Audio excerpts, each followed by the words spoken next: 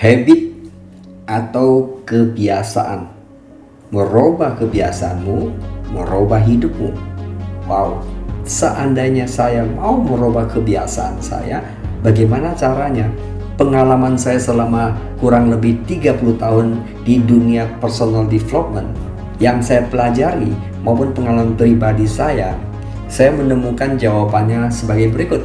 Pertama-tama mesti tahu dulu kenapanya, why. Kenapa saya mau berubah? Temukan jawabannya why dulu dan diikuti how. Jika sudah menemukan why-nya sangat jelas, tulis why-nya. Jadi, mengambil komitmen untuk berubah perlu satu disiplin tersendiri. Nah, sebenarnya disiplin ini bisa dilatih. Jika sudah temukan why-nya sangat jelas tadi saya bilang, berikutnya adalah langkah kedua, yaitu melatih otak saya.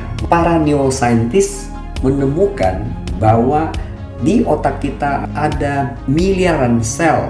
Nah, pada saat kita melakukan sesuatu yang baru, neuron itu akan terkonek. Nah, pada saat saya mengulangi kesekian kalinya, neuron ini akan semakin erat. Pada umumnya dikatakan bahwa setelah 21 hari kita mulai punya satu kebiasaan baru.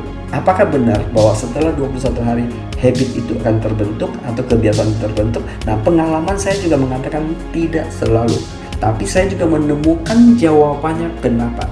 Ternyata para neuroscientist ini menemukan jawabannya bahwa kebiasaan itu harus diulangi. Otak kita belajar repeating. Makanya dikatakan bahwa repetition is the mother of creating habit. Pada saat pengulangan itulah otak kita belajar, yang dikatakan oleh para neuroscientist itu terkonek, neuron yang di otak kita terkonek. Ternyata dibutuhkan 66 hari sehingga dia semakin kuat dan terekam di bawah subconscious mind kita. Dan ini juga kaitannya kenapa bahwa kadang-kadang ada doa-doa tertentu itu pengulangan doa yang sama. Demikian juga kenapa afirmasi itu juga perlu pengulangan berkali-kali, dan demikian juga habit juga pengulangan. Sebenarnya jawabannya sangat jelas, yaitu melatih otak kita, yaitu membentuk neuron ini terkonek satu dengan yang lain menjadi yang sangat kuat. Terjadilah satu keyakinan. Nah, keyakinan inilah yang menentukan langkah kita, tindakan kita dengan otomatis. Itu sebabnya juga dikatakan bahwa setelah 66 hari dan apabila terus konsisten juga sampai pertahankan 100 hari konsistennya, pengulangan konsisten, setelah 100 hari itulah dikatakan automaticity. Automaticity itu adalah dengan sendirinya otomatis. Contoh, bangun pagi otomatis kita sikat gigi.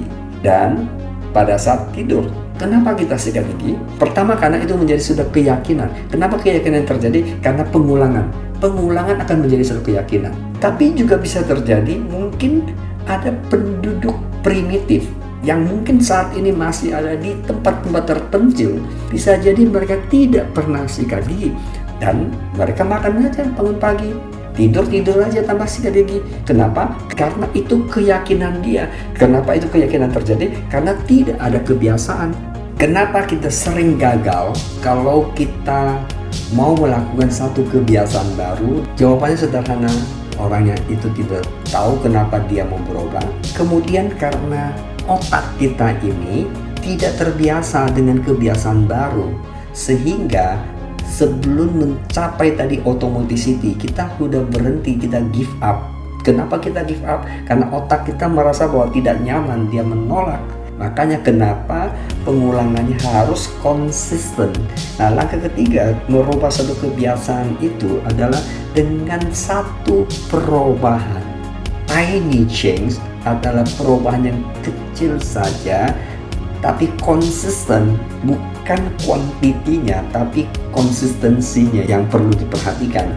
Contoh saja, misalkan saya push up, seharusnya saya mau mencapai fisik saya yang bagus, katakanlah misalkan saya mesti push up 100 kali dalam satu hari, tapi ini belum menjadi kebiasaan saya push up 100 kali dalam satu hari, sehingga kalau saya mau mencapainya, saya mulai dulu hanya 10 kali saja dalam satu hari.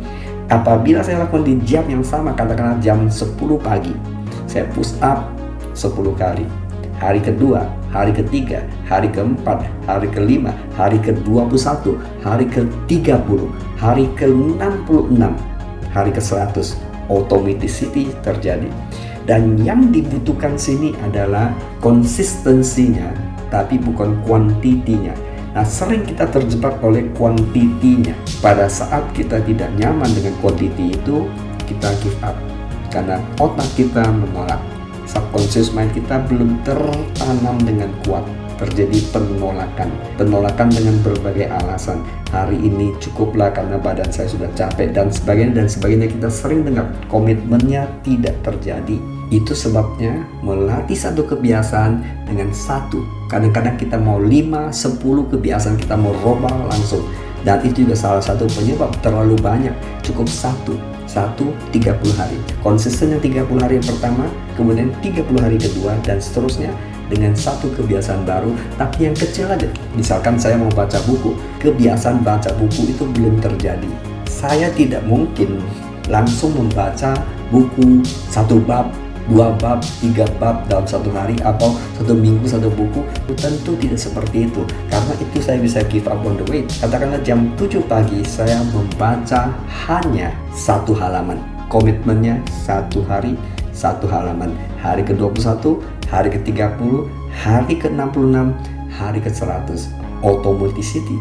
Nanti saya kalau sudah mulai senang baca buku, bisa jadi saya tingkatkan bacanya bukan 1 halaman lagi, bisa 3 halaman, bisa 10 halaman, bisa 100 halaman, dan seterusnya.